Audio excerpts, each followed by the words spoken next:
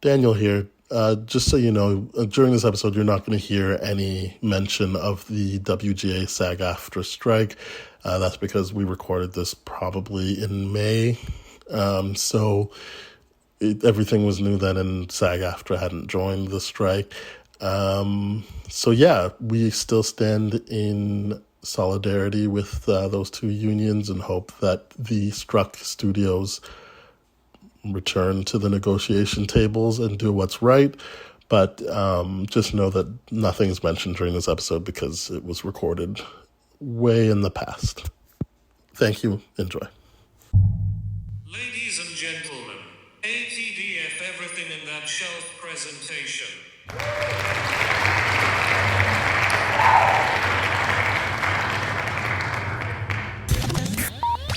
You're now rocking with TDF everything. Spoiled rotten.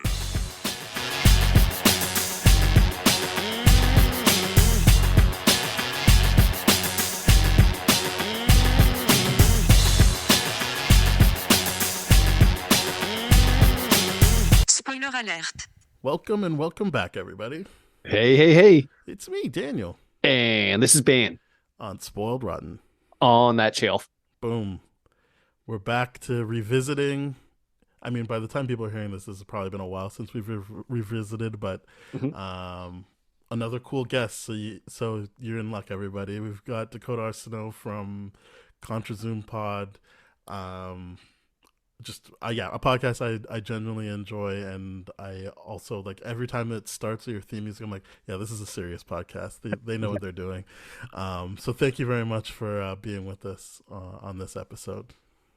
Thank you so much. And it always makes me so happy that people like the music. I hired musicians to make that music, but the amount of people that have complimented it, just every time it's like, yeah, that was a worthwhile investment. It definitely was, because I hear it. I'm like, oh shit, yeah, all right, we're ready to go.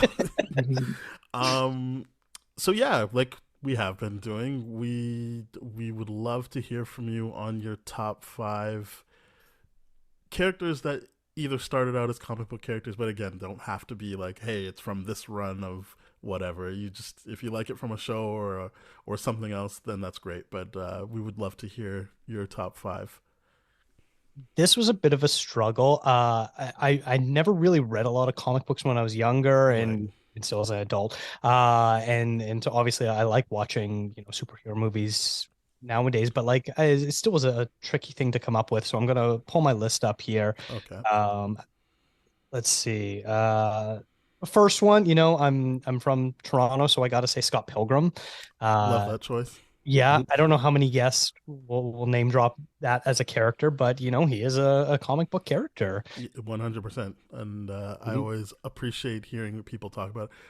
I want to say Jeremy Lalonde brought it up when he was on, but other than that, no. You since we've been doing this in earnest, you were the first one to bring it up. You know what? If I'm being mentioned in the same breath as Jeremy Lalonde, I'm doing something right, I think. Yes, yeah, that's a good point. That's a very good point. My number 2 would probably be Dr. Manhattan from The Watcher. Watchmen, sorry. Nice. Love Dr. Manhattan. Yep. Yeah, that was a tricky one because like none of the characters in Watchmen are really all that good of people, so it's kind of interesting. It is highlighting how either messed up or mean-spirited you'd have to be to really commit to the superhero thing. Yeah. So it'd be weird being like, yeah, I like any of these characters, but I guess Dr. Manhattan with his rationale side of things. It's a good read, I would say. Of the characters I think some of them are good reads. I don't think that I would aspire to be any of them, but I think they are interesting to read in that text. Yeah. Next one would probably be Spider-Man. Probably a bit of a basic answer, but that's probably the one comic book I liked reading when I was a kid. Really liked watching the really old school animated shows as well too. So always been a fan of Spider-Man. And number 4, I guess I would probably say I really like up until Thor: Love and Thunder, I've really liked the Thor character.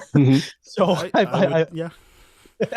In the movies, because I definitely have not. I don't really have any love for the Thor character in comics. Like I just haven't read anything that's Yeah. got me going. But as played by Chris Hemsworth, I am a fan of the Thor character. And then the last one is probably going to be Superman, and that's only because he pays my bills because I work on the TV show Superman and Lois. Well, There we go. They and I, not to butter you up, I've heard that's a really good show from people who genuinely love Superman. Yeah, it's got quite a fan base, and I think Tyler Hoechlin, fans really like his portrayal of both Clark Kent and Superman.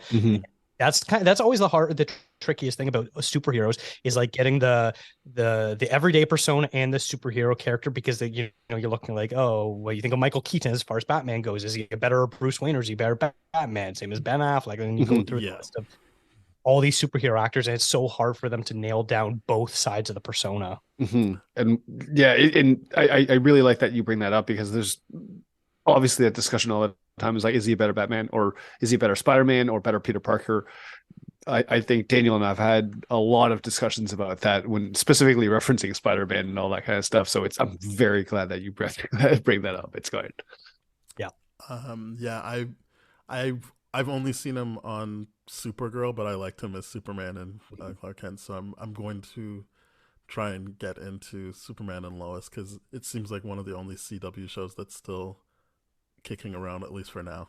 Yeah. We haven't heard if it's being picked up for season 4 yet, but I think the thing that helps as far as watching is it's not really connected to the rest of the Arrowverse, so you don't be like, oh, I missed this week's episode of The Flash. I don't know what's going on with the 7 other shows that are happening.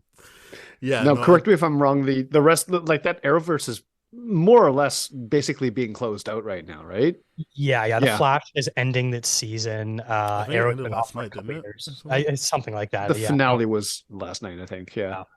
But Supergirl is ending too, and that to me is weird, because I'm like, that's in a whole different universe within the CW kind of Arrowverse, right? It's not actually within the same universe, which is kind of like, yep, they're all kind of, I don't know if they're enjoying that shared universe in the CW anymore, but yeah, it is, but it isn't. So I don't know. I have no idea.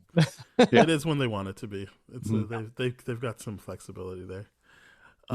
Well, as people saw in the title, we're here to talk about 2004's The Punisher.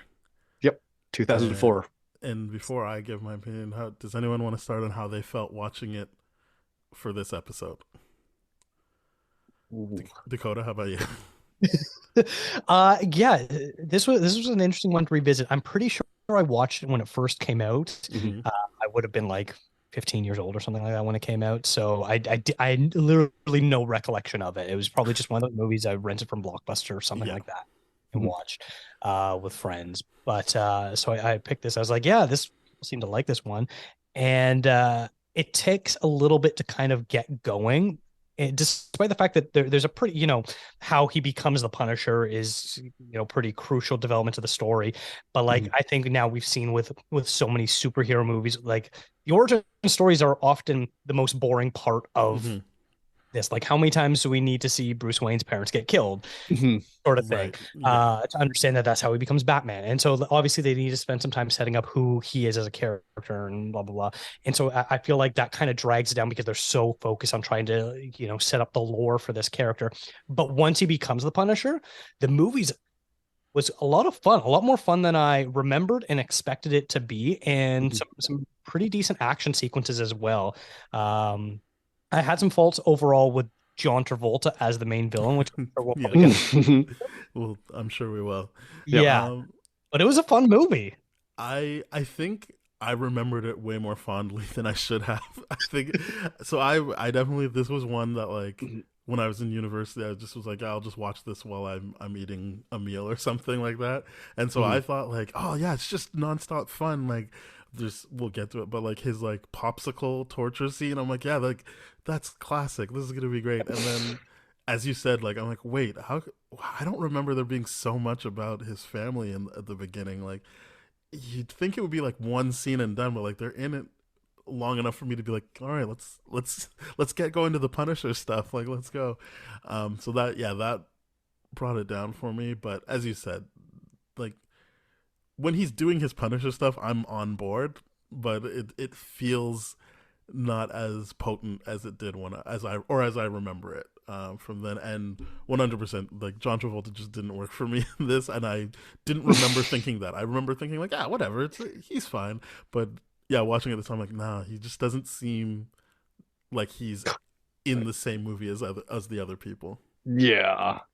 I'm glad you pointed out Travolta. That's my biggest issue with this movie, along with many other things. But I couldn't get behind this version of the Punisher. Like after seeing what they did with John Bernthal's Punisher, I'm like, okay, that's good. That's digging into territory that we're looking into. Here, it kind of grazes that surface in a very, very safe thing. It's like, oh, hey, alcoholism, PTSD, all tied together, isolation, but it's just romanticized. And in the manifesto point was just like, oh my god, I'm checking out of this right now. I did not have fun with this movie, and I don't remember it at all. That's from my memory. I don't remember it. That's the weirdest part. Yeah, I think both Ben and I don't really have much love for the Punisher as a character. Like I think people liked the Netflix show, but it just didn't work for me, and it's mostly because for me, and I'm not saying this is what it's supposed to be or how it should be, but for me the appeal of Punisher is someone that you're like, oh, they're so convinced that what they're doing is right that like there isn't really room for you to do like 12 episodes on how does he feel about this, because you already know like, oh, he feels good, he knows he's doing the right thing, he's getting revenge, he's punishing people.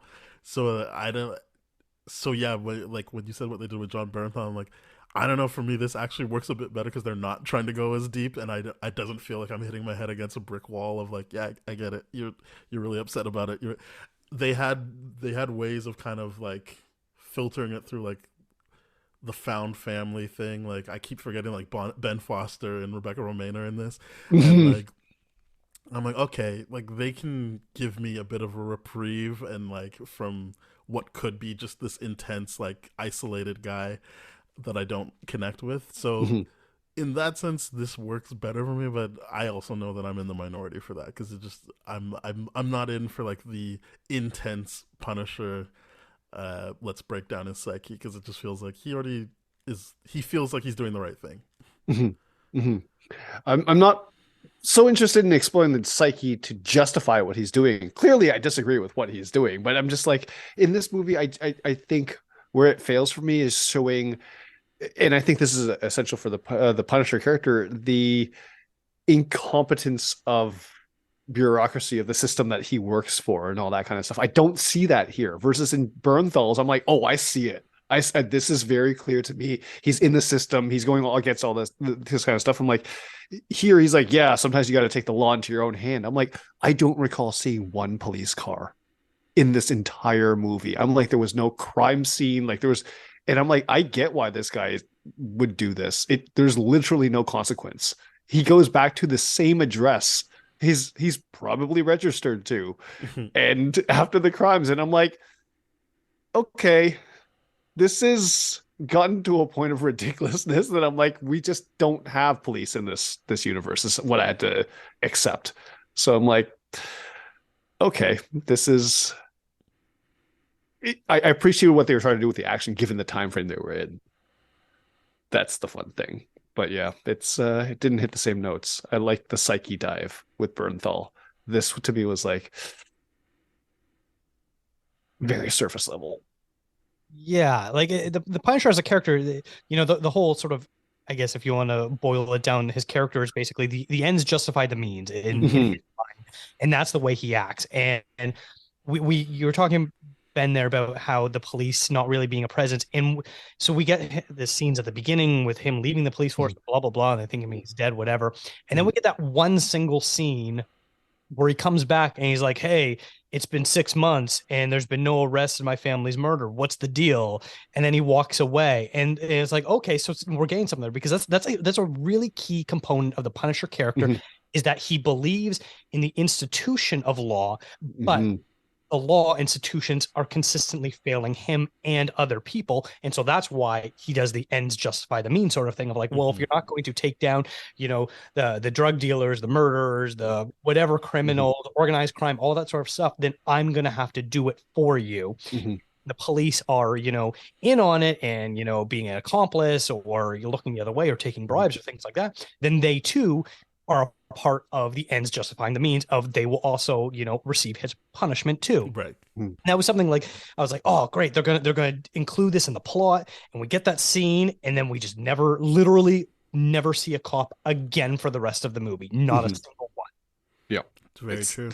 It's very disappointing part of it. I'm like, they missed that huge part of the character where it's just like, it's supposed to be the system that he once worked for, that he believed in, that fails him so miserably after, and to a big point abandons him. Like, that's why, like, the Bernthal stuff where I'm like, no, as a war veteran, I'm like, I get why you would feel completely abandoned by that government and all that kind of stuff that they set up. Here I'm just like, it just doesn't exist.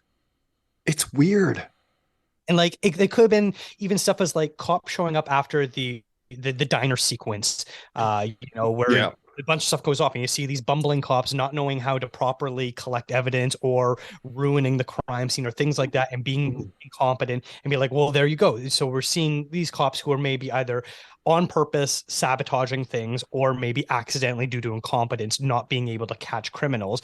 How come they're not finding out where this hitman is from? What's the deal with all that? There's shootouts in the middle of the street. There's this aspect of like, no one's chasing down anyone. There's no evidence of anything happening, and it seems like the Punisher's completely bulletproof this whole thing.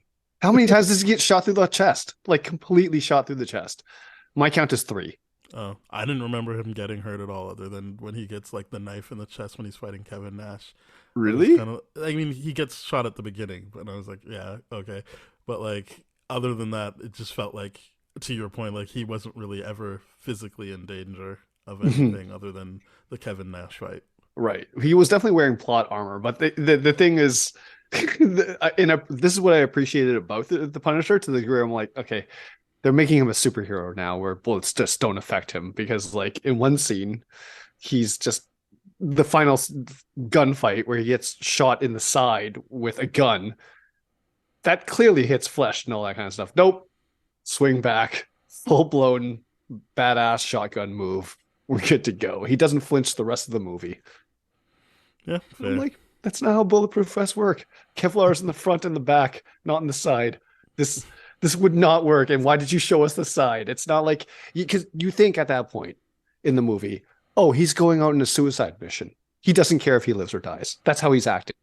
So if he gets hit, I'm like, okay, cool. That makes sense. But he lives, and he lives to fight another day. It's true.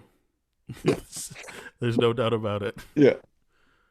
That said, I still kind of like Thomas Jane as an actor playing him. He doesn't have range, and Bernthal definitely, I think, has given the definitive Punisher performance, and that's including, Dolph Lundgren and Ray Stevenson. Ray Stevenson, who recently passed. So it's tough it's always tough like that way when you have a character who's been played so many times by different actors, being like, well, they're not that person, they're not this person, sort of thing. And fans will always argue about that, but still, I think Jane did what the role asked him to do and did it well. Like, he doesn't show a ton of emotion, he's not really great at that sort of stuff, but like, he does play the tough guy role well. And when he's hurt, and with the few times he actually is hurt, he does show that pain. Yeah, that is my memory, is that he's hurt when he needs to be, but then otherwise they are doing like a superhero thing where like, or like later Die Hard, where it's just like, yeah, he's getting hit, but it's the guy, don't worry about it. Yeah. I the one moment I really, really appreciated with Thomas Jane in this is the where ironically the origin of his character, where his whole family is getting gunned down and mowed down, where I'm like, I genuinely feel the intensity. It's like watching a Tom Cruise running scene, and like, he's putting intensity behind this performance, and I really appreciate that. Yeah, I felt the desperation of like, I gotta get there and save them, which is kind of like what I remembered. Was instead of watching it this time, I'm like, oh, they take so long. But I remember kind of just like, yeah, like there's just like this action-packed thing where he's trying to save his family. So I guess maybe I'll, in a couple of years, forget how I feel right now and just remember, like you said, like the immediacy of him trying to save his family, and feel like that's the beginning of the movie. Mm-hmm. But yeah, it's a hard character to talk about because everything that you, other than a bit more of showing him as an actual human and like being let down by the things that he used to believe in. Mm-hmm. I kind of just didn't want to see anything else. I was like, I don't really want to see him that much more brooding. But I do think you guys are both right that maybe that is what's missing from it. Because I felt like this time around it was a bit flat, and maybe that is what I was missing. That like you can still have him be like, oh, I've got this family in my building that makes me a bit less brooding, but I'm still like upset that no one's looking into my family's murder and like this guy's getting away with everything. Like maybe that is what I was missing on it. Mm-hmm. I do want to bring up Travolta since the three of us mentioned that so get into Travolta so readily. What's his name? Saint or something? His Club Saints and Sinners. Yes. Great name for a club though. Yeah. Saints and Sinners indeed. Yeah, like even down to his like delivery of lines, it just felt to me like weightless almost. Like it didn't really. It's not even like I could be like, oh, he was hamming it up because he was in a comic book movie. It just felt like he was like, yeah, these are the lines, and I'm saying them.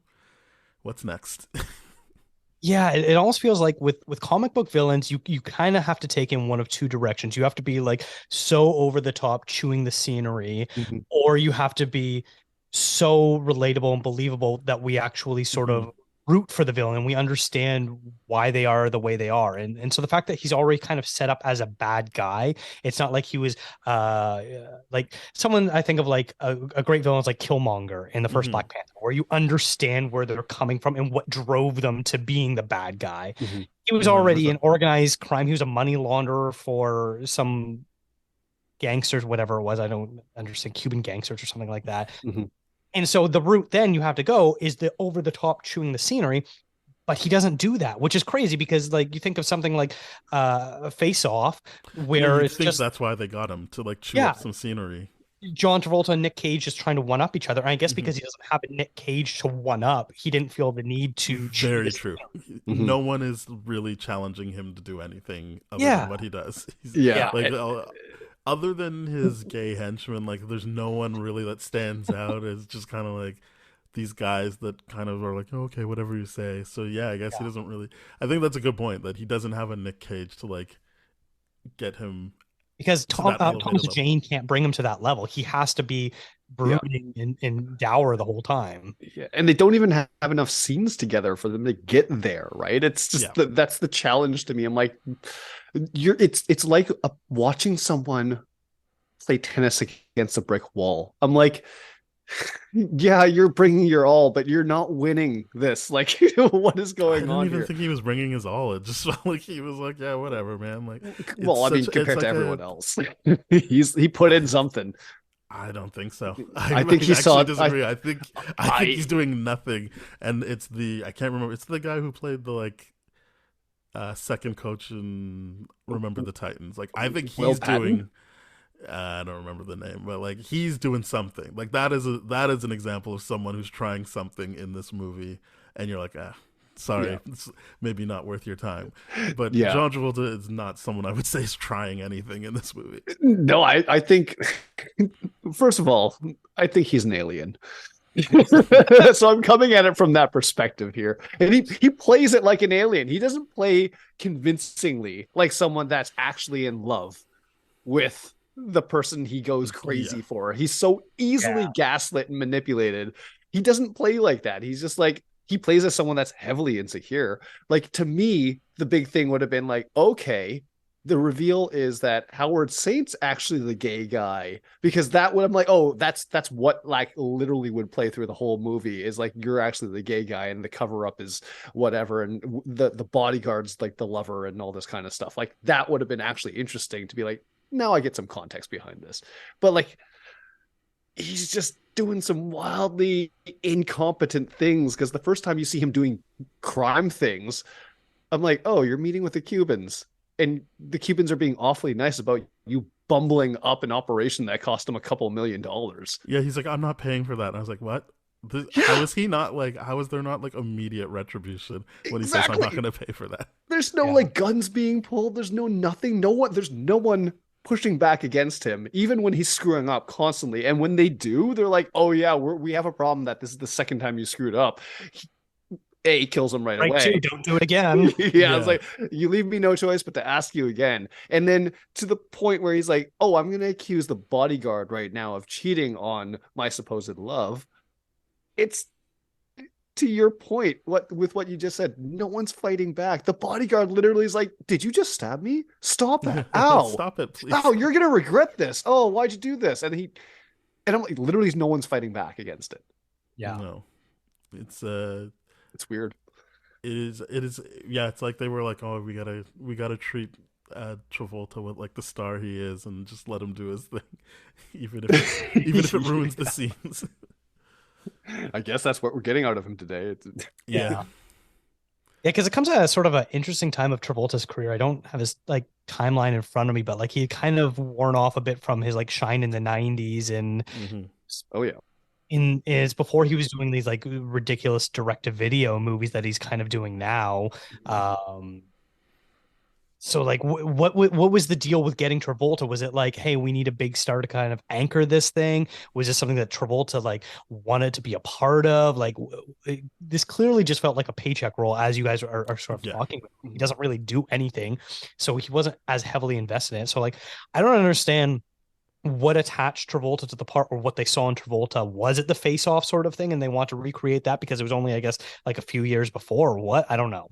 Mhm. I want to say, maybe I'm wrong. I think it's something like he just lived next to the director. I think it was something as simple as that. As that, like the director was like, "Hey, want to be in my movie?" And he was like, "Sure." But I think some actor came into it. Oh no, sorry, it wasn't that. It's the guy who plays. Um, I think it's what's the name, Roy Scheider, like the Roy guy who Scheider. plays. Yeah, Yeah. Roy From Scheider is the one. Jaws. That's how they got him, not Travolta. That's sorry, I did I'm not realize it misremembering. was Roy Scheider either until I was reading. I was like, who did Roy Scheider play in this movie? And they're like, oh, it's His Thomas Jane's dad. I was like, what?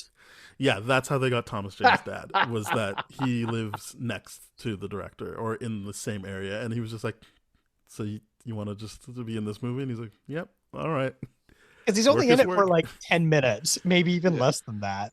Yeah, And I think he died a few years later, which, is uh, very sad, obviously. So this was right at the end of his career. But yeah, it was definitely very weird because I've only seen like Scheider from like All That Jazz and right. Jaws and stuff like that, where it's I like just watched all that legendary jazz, actor. so like I was like, So good. yeah, Showtime. But yeah, I think it's weird because I like we had Andrew Young on talking about Daredevil and all the concessions that had to be made on that movie, and I'm just like, I was desperately looking up like oh, this director got bullied into, and it doesn't really seem that way. Like maybe he was, but just it's not as heavily publicized. It just kind of seems like he was like, whatever, like this is the movie, I guess. Like I think he liked certain comic runs, but they were just like, we're not touching that, and so then Yeah. this is what we got. I think, I think I'm a little bit more positive on this movie than you guys are, mildly so. But I do kind of want to highlight two aspects of the movie that I think really worked. And that was the two, like obviously John Travolta as the main henchman, bad guy, villain, whatever, sucked. But I think the two fight scenes that he did, those sequences with Harry Heck and the Russian, Hmm. were both pretty interestingly shot scenes. They were fun, they were funny, they had a lot going for it. And I think those two sequences in particular kind of made the movie work enough for me that I found it enjoyable. And that's really in the middle section, because the first section's really bogged down with the backstory. The Hmm. end section's bogged down with John Travolta being, the final boss sort of thing. But in the middle, Hmm. you get two really cool fight sequences with Harry Heck, who shows up, this guitar playing. Right, and that's the one where he's That's like he's got all the different places he can hide, and he's trying to like Punisher, not Harry Hack, and like he, yeah. yeah, I thought that was inventive, and it's kind of like what I remembered was all the middle stuff where he's using his like bag of tricks to get what he Mhm. needs to get done. And Mhm. I will agree with you, that is what works and kind of what I remembered from the movie from the first time of watching it. So it's probably more effective than I'm giving it credit for, because it's not like I remembered any of the flatness. I just remembered thinking like, yeah, he was a very resourceful Punisher, and I liked that about the Mhm. movie. Mhm. I do like the fact that you brought up that the fight scene with the Russian Kevin Nash in this, the WCW wrestler, and because that I really did enjoy that. I'm like, oh, good, we're having fun now. This is good. I yeah, put this to the classical music that they have playing next door after a dinner party where you were just being like the world's most ridiculous guest. And yeah, we're having fun. This is good times. I do like that part. It's a good fight scene. Because that was like, I really like, because that's the way he like gets thrown into the bathroom, but he throws a grenade, Yeah. and then the Russian like bats it back like it's baseball. I'm like, Yeah. this is fun stuff. Like, this is entertaining superhero stuff. Like, I'm all in for this kind of stuff. Mhm. So yeah, and I think it works. Stuff like that works because you aren't going as deep on his psyche in this, because then it feels like that might be a bit too off kilter if you're going into like really Oh, trying to easily. understand him. And I Yeah. think this movie probably got stuck in trying to be like, all right, how do we justify like the fun stuff that we want to do that I think actually works with Hmm. the kind of character he normally is in the comics, Hmm. or at least can be written to be, and the most popular versions of him. Hmm. Hmm. Yeah, they do the most fun that they can in this, where everyone has to have fun around him, right? And that's why I And I think think, these two fights yeah, are very notable in the sense where Kevin Nash and Rebecca Romaine and that little family, like you said, is definitely having their own fun.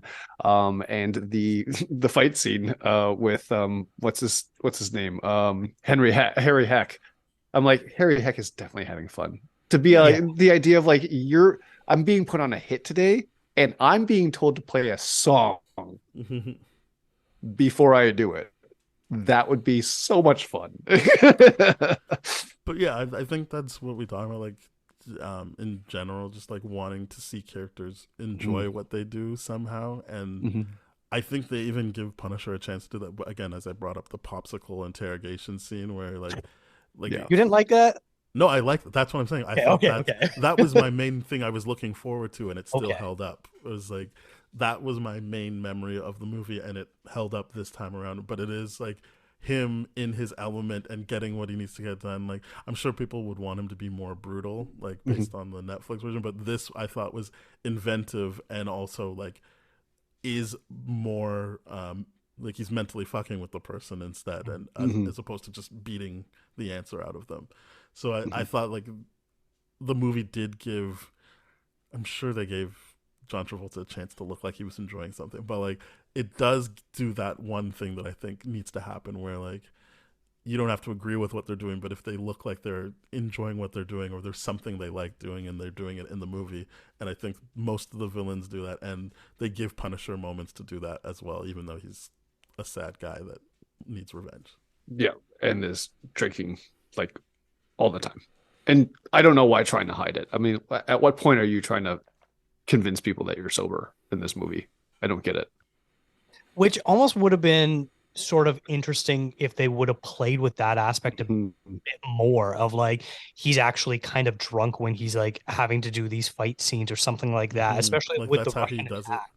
Mhm. Yeah, like I think that we're probably at this point asking too much of a movie Mhm. at a time when comic book movies, like you guys probably know better than anyone, of like it's so early in the era of comic book movies because you had the stuff in like the 80s and the early 90s, and then they like died out for a decade, and then it came back in the early 2000s again. Mhm. And it took them a while to kind of find their footing of like what is a comic book movie, because at the time I still remember being like people being super dismissive of a comic book being turned into a movie. Right. Yes. 100%. Well, because I Um, can't remember if this comes out around the same time or after Spider-Man 2, because I think Spider-Man 2 is where people are like maybe not fully on board, but they're like, okay, like that was two in a row of some good Spider-Man stuff. mhm. Like, maybe this could be right, because it did feel like they were trying to even do like Spider-Man-ish scores for this movie. Like it felt like it was made with the same idea in mind, other than it is clearly rated R. But like, yeah, I couldn't, and obviously, and they've got Rebecca Romijn from the X-Men movie, which movies, I'm assuming there's two by this point. She's been, I can't ever remember, Mystique at least twice by this point. But yeah, it just felt like, other than actually putting the skull on his chest, which I was happy they did, because sometimes they're just like, it's Punisher, but we don't have to give them that outfit. I thought it was more like they were trying to do like what they did with Blade, where it was like, it is a comic book movie, but we aren't really going to lead with that. Like, it's just going to be like an action movie first. But it does feel like, watching this again, that they were trying to like really, as you said, get the lore down of like, he's someone that needs to get revenge for what happened to his family. And they don't really nail it, but layering in like that he's been betrayed by the institutions that he trusts. Yeah, and so what you were saying earlier, X2 would have come out in 2003, and I think one of the biggest things that you brought up in this is that Spider-Man, the Sam Raimi one, also came out this year too, 2004. So in the world where I'm very glad that you're bringing this up, the idea of what comic book movies are meant to be, either something grounded or something completely suspended in reality, or like it where's the footing for this one? It's trying to find a sweet spot, I think. I mean, I'm not, as I said, I'm not a big Punisher fan, but I also don't remember at the time what was being written, because I do know that this would probably appeal to execs that aren't sold on superheroes being a thing, because there was a time when Punisher was written specifically not to be a guy that has an outfit, or like I think that's like the War Journal time, where it's like it really is just the like action stuff they would want, the gritty action stuff, and purposely didn't have interactions with the other costumed heroes. And I think that's probably what, I mean, it was picked up already. Dolph Lundgren was Punisher already, but like that they might come back to it as like, well, it's property that we can adapt, and it doesn't have to be the spandex thing. Like, we can do this completely how we want, and that's it. I can see it being, and so that's what I don't know, if they're doing this at the time where like the whole point of Punisher in comics is to not be Spider-Man and not be the X-Men, and just be this guy that drives around and has a list, and he crosses people off the list and gets his revenge. It's definitely what it seems like they're doing here. They're definitely looking to put him in isolation, so to speak, and he's looking to put himself in isolation too, his character, or at least his character is written that way. But yeah, I feel like they were very much not interested in the idea of putting him or referencing other heroes, like other that would have been movies like, would. If that even lines up. As I said, I don't remember when in time those stories were being very like popular, but like the whole point was that you're not going to see. It's not like he's gonna like deal with Kingpin even. Like, the whole point was like, he's in Marvel, but like that's just so we can get these stories told. We don't actually want to have to deal with anybody in the Marvel universe. Yeah, because they're very clear, like, no, this is a Punisher movie because this is the most interesting part about the movie, because you're not convinced at any given point in time that there's an actual threat. The threat is incompetence in this whole movie. Yeah, I would say that is one thing. Like, they don't ever, and maybe that was just to differentiate him, but like my main memory of Bernthal is like, that guy can take a hit. Whereas that didn't feel like that's what they were doing with him. Yes, he can get shot by a bullet and keep going, but it wasn't. That was the point. Wasn't he can get hurt and keep going? It was more just like, he's so tough that didn't hurt him. And versus the Bernthal, where it was like, he could wear you down because you could just keep punching him, and then he's like, "All right, my turn now." Yeah, Bernthal really has the vibe of like a boxer who can go 20 rounds and still knock you out at the end of it. Yeah. And whereas this one did feel like he was like, he needs his, not needs, I shouldn't say that, but he uses his gadgets, and like he's strong enough to take like a punch, but then he's gonna have to like get out of there quickly and get you done. And I think the Ray Stevenson one is more yeah, you can shoot him up a bit more or hit him up a bit more. I can't remember, but like, I do. I was looking forward to more Thomas Jane as Punisher. I remembered that. As, but then the more I read about how he approached the role, I was like, that's fine that he wasn't. Like, just the idea that he was like, I don't do superheroes or whatever. I'm like, you're already getting paid, just do it. Like, I know he did that, like he did the short. I still haven't seen it, but like Laundry Day or whatever. So I guess he must have liked the character after a bit. But like in the time, it seemed like he was kind of like he thought he was slumming it by doing this. I'd love to talk about how ridiculous it was that he gets his Punisher t-shirt. So it's like after the big shootout and all his family dies at the beginning. And what was it, like the witch doctor in Puerto Rico who nurses him back to health and brings him back to the scene of the crime. He's looking over all the rubble and he looks down in the sand and he pulls out in front of the beach house that they rented in Puerto Rico the Skull t-shirt, the Punisher t-shirt. Obviously, he makes it the Punisher shirt, but like, it's just, whose shirt was this? And why was it, just outside of a rental beach property in Puerto Rico? Where did this come from? I am so glad. I'm so glad you brought this up because this is something that I really wanted to address. That was the t-shirt that his son gives him the day that he's about to die. Like that whole scene, I was like, Daddy, I got you this present. And it's that t-shirt. Oh. And so my thing is just like, when I saw that, I was like, I see what they're doing, grounding him here with the origins of his trauma. It's very on the nose. But at what point can you convince me that this kid fully knows everything that his dad is up to? Like, okay, I get it. You're like this badass undercover agent and all that kind of stuff, which I'm like, okay, you're undercover. So how involved were you with this kid's life, first and foremost? Like that to me is unbelievable. You can't be undercover and then also dad of the year. It just doesn't work like that. But apparently they're doing it that way. And then the kid's just like, all right, I know daddy kills people. I'm sporting it. I'm getting him a logo t-shirt. That's what I'm doing. I'm getting him a badass biker t-shirt that mostly bikers would wear. And I'm a 6-year-old boy. That's what I'm doing. That's the origins of that t-shirt.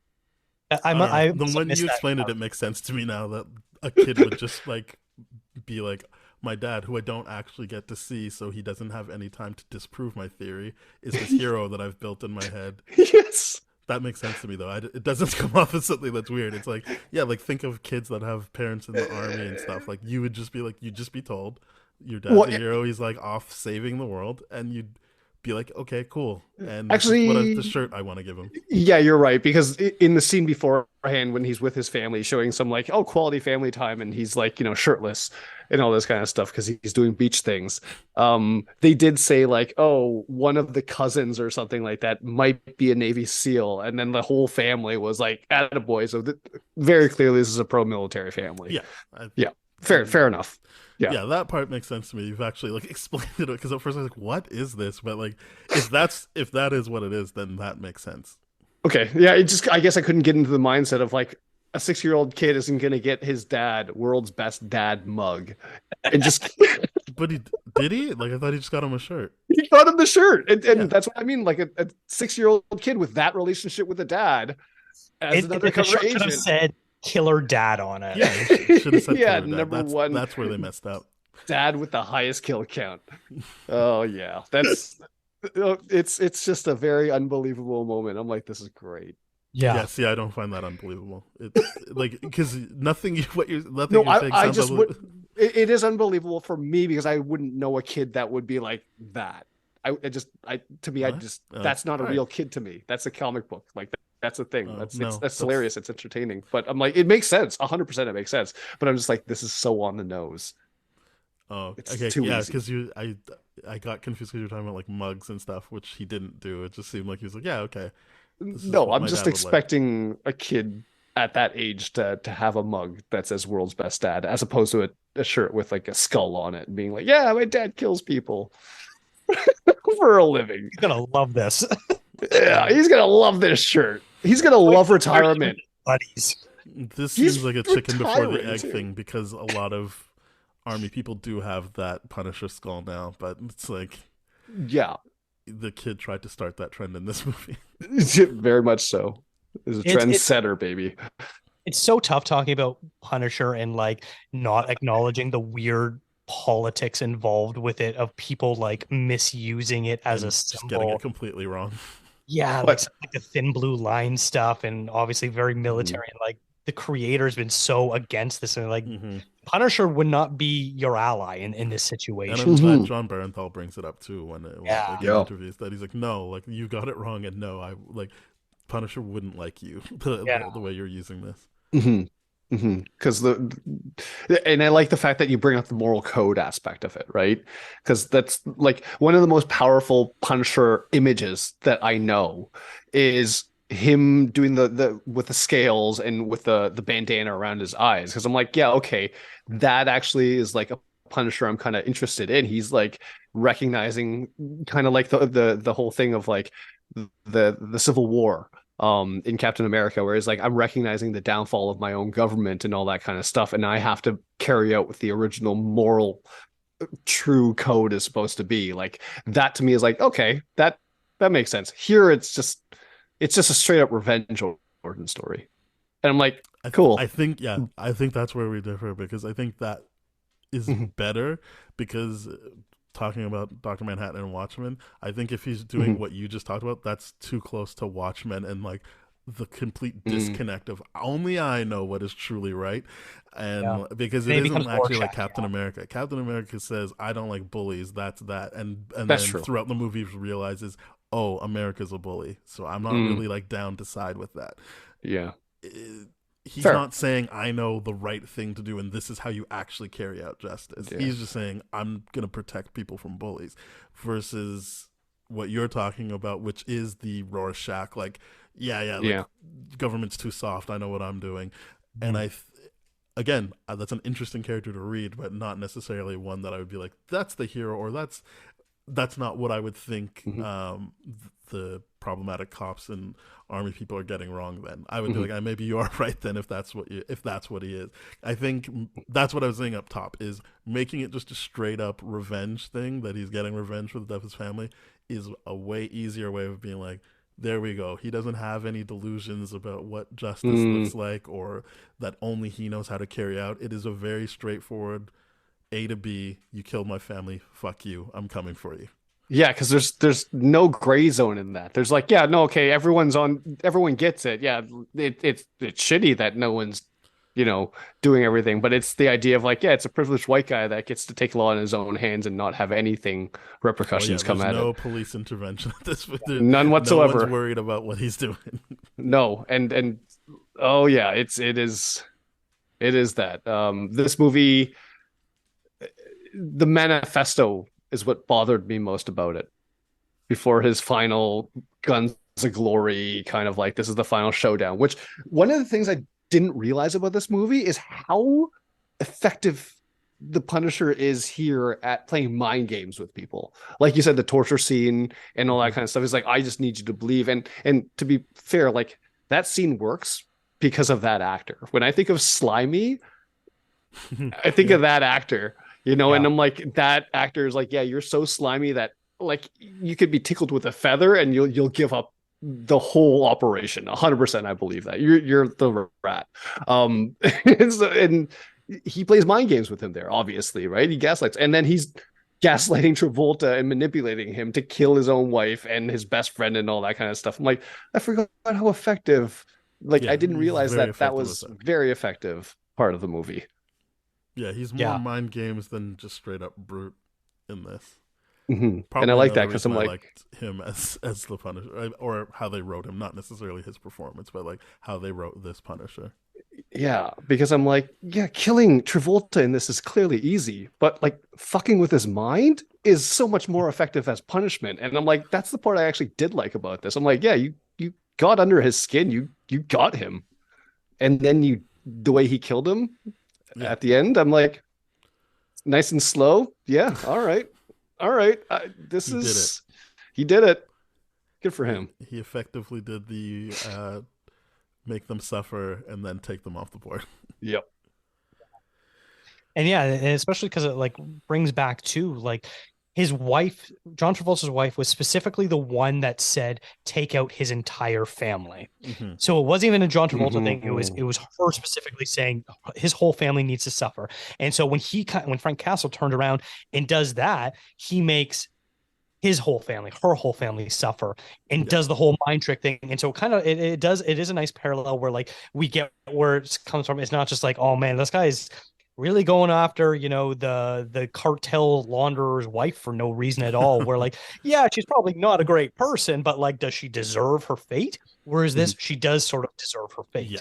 They really do set up like she actively was trying to hurt innocent people. Like it wasn't just like, oh, she looked the other way, she was complete. It was like, no, she is actively making decisions here. Yeah, she made the call. Yeah, I get it. A grieving mother, but at no point did she look like she was grieving. That is it, though, right? Like that he killed Howard Saint's son. And that's the funny thing. When we started recording this a little bit ago, where we were like, we don't know the motivation. I'm like, yeah, this is the funny thing. It's like we clearly should be on board with the motivation for John Travolta getting revenge against him, but it's just because it's so uncompelling of a performance from Travolta that we're just like, no, you deserve to die because you're incompetence. Every scene you're being told what to do. Every scene you're screwing up and being like, no, I'm not fixing that. And every scene you're just being like, why aren't you doing something different with the son that is still alive? You're just like, you killed my son and I'm going to ignore this one. What's going on here? Yeah. Like I could tell from the performances that, I mean, obviously it's stated this is his other son, but I could tell from the son's performance, but like just the way John Travolta interacted with him, like this could be any henchman. Like this could be there's no connection here whatsoever coming from John Travolta. Yeah, that's why I'm like that whole reveal of, oh, your best friend is gay. I'm like, I think it would have been more convincing to have Travolta's character actually be gay in this, because I'm like, that's way more convincing than anything else. But that's me writing the movie for them. I don't really know what that would do. It would just justify the performance. The complete disconnect from everything, including his family, in this movie. I don't know about that. I don't know that helps his performance. If there's something he's hiding, there needs to be a different perforance. He's hiding his incompetence is what he's hiding in this whole movie. No. He is. I think you're trying to like help your decision today. With the Cubans in the beginning, and nothing saves it because he's not doing anything. He's not making any choices. Yeah. He's just delivering lines. He's not given a lot to go with, but it's just like I said, the character's incompetence. I'm like, he's told what to do. The Cubans are like, hey, you screwed up. You cost us millions of dollars. Better luck next time, buddy. It won't happen again. It does happen again. All right, we're gonna ask you again. Like, it's purely like some sort of supervillain nepotism aura that he has got around him that prevents him from being criticized remotely. Yeah, maybe if I knew like Punisher better and was like, oh right, like his dad is like Howard Saint's dad is this big player that like no one is going to touch him, he can do whatever he wants, maybe that would help. Like maybe that's written into the comics or something. Yeah, or maybe he was the and like judge nothing happens with the Cube either. Yeah, no, it's just him literally getting away with being like, I'm not going to do anything about that. Yeah, it's like I'm just gonna I'm gonna do it tomorrow. Deal with it. Yeah.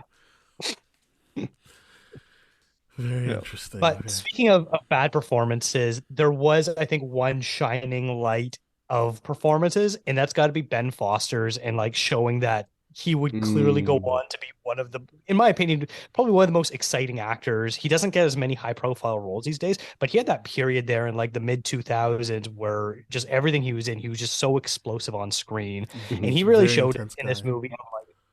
He had one line reading in particular.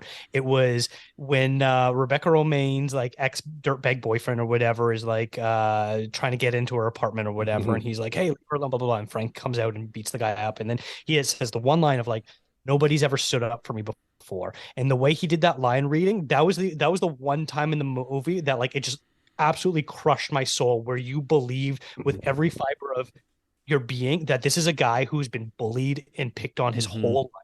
Mhm. and literally has never had someone stand up for him before. And the way he sold it in just that one line, I it blew me away. 100% agree with you, and I like Mhm. when he's been tortured and he's like, and he does it because your family, like he's like cleaning Mhm. himself out because your family, like, I, he's definitely someone that Yeah. found Acting the circles around reality in that. Yeah, so and you're right, like because I actually remember him from that like kids show Flash Forward. And so like he's basically this is like feels like the last glimpses of him being a somewhat comedic actor, because then he just goes into like intense, which I'm not even mad at. Like he does Mhm. that really well. But like this was like yeah, like from Flash Forward, he's like the funny like goofy guy you're supposed to think, but like this still has an edge to it. And then from here on, he's just, and I don't get it because he was in an X-Men movie, not like he's Angel, not for a lot of time, but like Mhm. I'm wondering why he doesn't get more high profile or like leading roles or set, because like I know 310 to Yuma, and then he was in the World of Warcraft movie, but like Mhm. I don't Mhm. really remember him and I haven't heard anything like that he's a bad guy or anything. I mean, I assume he's attached to Scientology still, but like that doesn't stop people from getting lead roles, and it's just like yeah, he's a solid actor. He'll give you what you need out of his performances, and it seems like he should be getting more. I do agree with you on that. I think it's always the right call to go from comedy to dramatic as opposed to the other way around. I don't think it works as well, but it's it, everything you're saying about his performance in that scene. No one's ever stood up for me. Like, yeah, that ripped me apart. Ripped me apart. He's so good in this.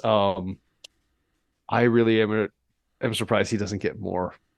You're right. He's everything about him in this is just like, yeah, he's a very effective role player in a movie.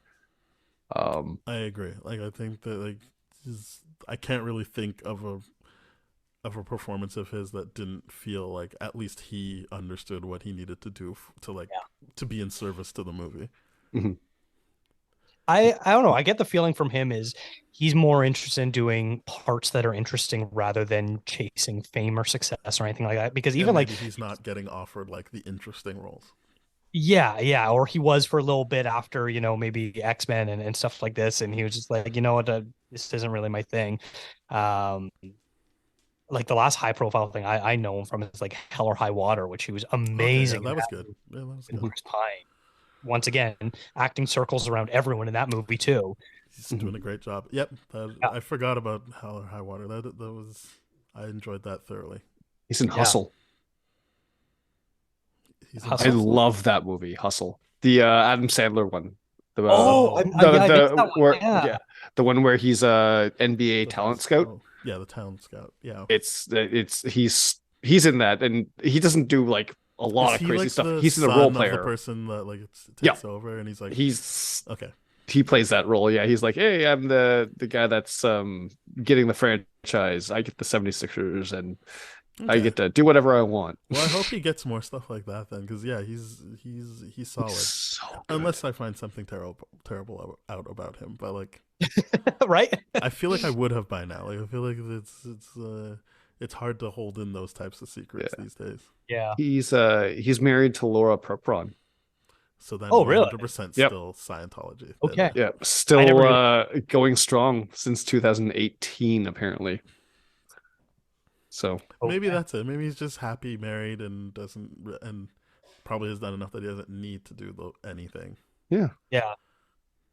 maybe. I don't know. But I don't know. Given how much effort he puts into every single one of his performances and all that kind of stuff, I really get the sense that he was really hoping to take off with something. You know what I mean? I just, it really sucks that he didn't get the exposure that he needed to kind of get to that point. Like a very recent kind of actor that I can think of is like, what's his face from Breaking Bad, Aaron Paul. Mm-hmm. Mm. Yeah, being like not getting a launching point off of that other than Breaking Bad, all that kind of stuff is just where is he going to go after He did a that? I couple feel like, movies after and they were kind of flops. yeah, he did Need for Need for Speed, and I Speed was will just do like, that to you. yeah, I'm like, where are you going to go with that? I'm like, okay, well, then speaking of that, like when we see Orlando Bloom in the Gran Turismo movie, I'm like, well, I guess you're still around. That's weird. Yeah. It's like that's a movie Well, to he take definitely you. seems like someone that wouldn't need to work anymore. If you're in Lord of the Rings and Yeah, Pirates of the Caribbean, I think you're like, I can definitely just show up in Gran Turismo when I want yeah. and not feel bad about anything. He's sitting pretty there. I think But he yeah. got the looks he needed. But yeah, yeah, the there I is do. there I is a hope he good performance in finds. this for sure. Yeah, I hope he finds something. You know what? Most like his wife, his spouse. Maybe something like really good, a TV role that can take him like multiple seasons or something like that to really show off his Flash chops. forward reboot. I'm all Yeah, for it. I think that would be. Take him back to his comedic roots. Yeah, except do it like what they do with the Fresh Prince reboot. Okay, fine. Go Then. all Oh, dark. So then not back to the comedic. I'm roots. joking. I'm joking. I'm joking. Yeah. He's in Freaks and Geeks too. Didn't know that. Yeah, everyone was Yeah, in that show. in one episode or something like that. Yeah. Yeah. Good times. Do we have any other thoughts on The Punisher from 2004?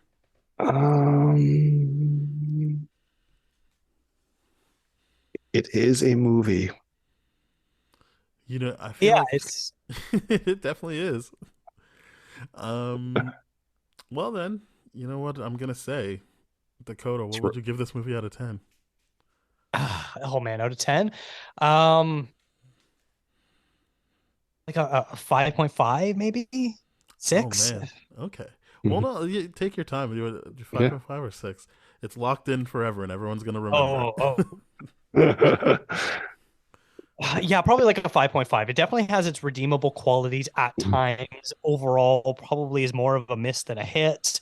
Uh, and it comes at a really interesting time of comic book movies where they're kind of just finding their footing for the first time, and it's like, what direction do we take it? Do we do it the super dark and gritty? Do we do it, very fun and comic-y? Mm-hmm.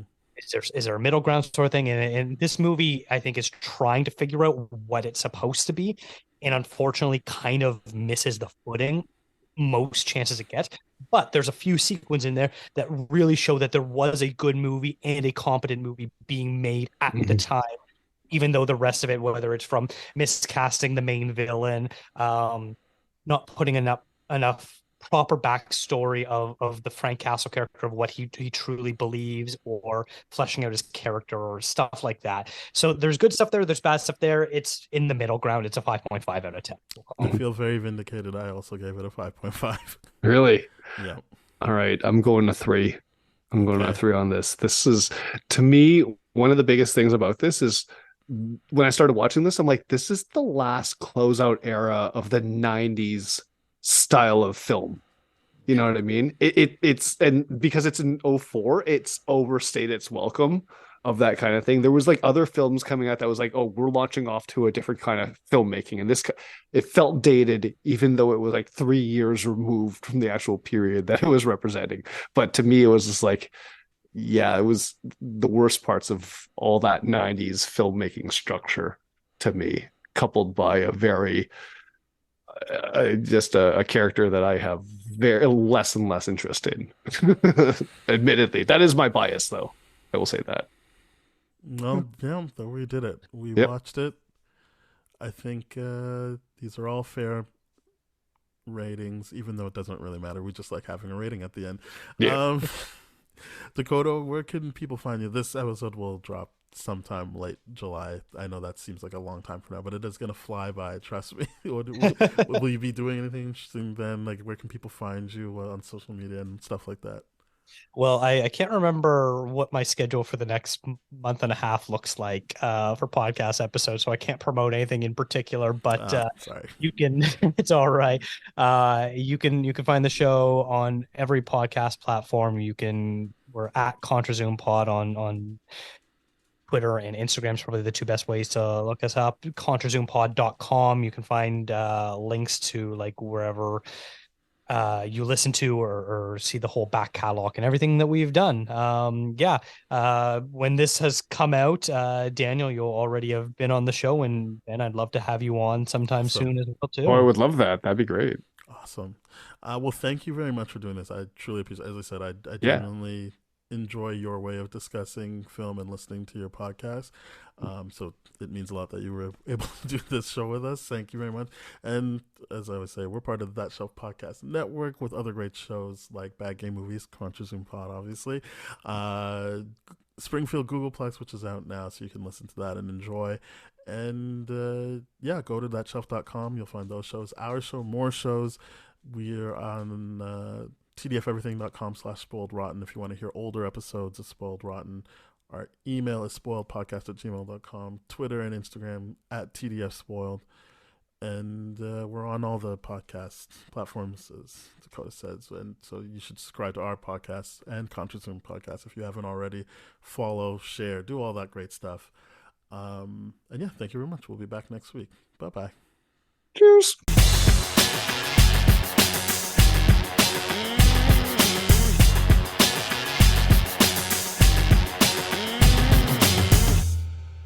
This has been a TDF Everything production, brah.